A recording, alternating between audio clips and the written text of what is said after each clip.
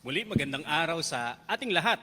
Ang katatapos pong mensahe ng Kuya Ed Lapis ay pinamagatang Rethink Spirituality or Reshape According to Jesus, the Scope of Jewish Scriptures. Karugtong ng mensahe na yan, ang first service message natin na ibinahagi din ng Pastor Ed na may pamagat na From Carved in Stone to Living Word. Yan po ay ibinahagi kaninang first worship service.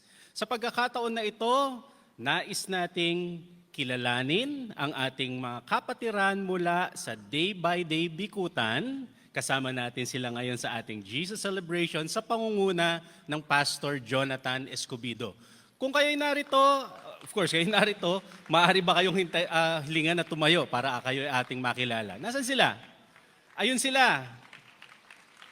Welcome mga kapatid.